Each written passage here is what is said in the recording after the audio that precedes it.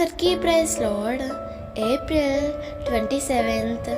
ఈరోజు దేవుని వాగ్దానము. నీ ప్రక్కను 1000 మంది పడినను, నీ కుడి ప్రక్కను 10,000 మంది కూలినను అపాయము నీ యొద్దకు రాదు. కీర్తనలు 91:7. భయముతో నిండిన ఈ లోకంలో అనేక సార్లు భయంకరమైన వార్తలు వింటూ ఉంటాం. అలా వినినప్పుడు నాకు ఆపద వస్తుందేమో అని నీలో నీవు భయపడుతూ ఉంటావు.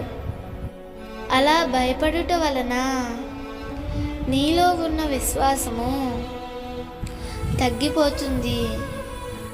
దేవుని వాక్యం ఇలా సెలవిస్తుంది: ఇశ్రాయేలును కాపాడువాడు కునుకడు, నిద్రపోడు.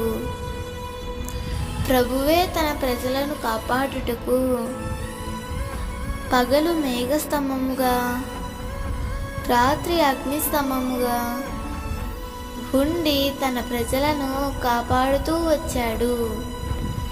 ప్రియమిత్రమా, ప్రభువు నీతో కూడా ఉన్నాడు.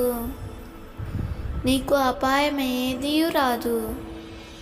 నీకు వ్యతిరేకంగా రూపించబడిన ఏ ఆయుధము వర్తిల్లదు.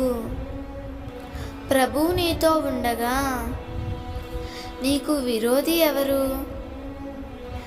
ఆయనే నీ పక్షముగా నిలిచి నిన్ను సంరక్షిస్తాడు. ధైర్యంగా ఉండు. దేవుడు ఈ వాగ్దానము నీ జీవితంలో నిశ్చయముగా నెరవేర్చునుగాక. ఆమేన్.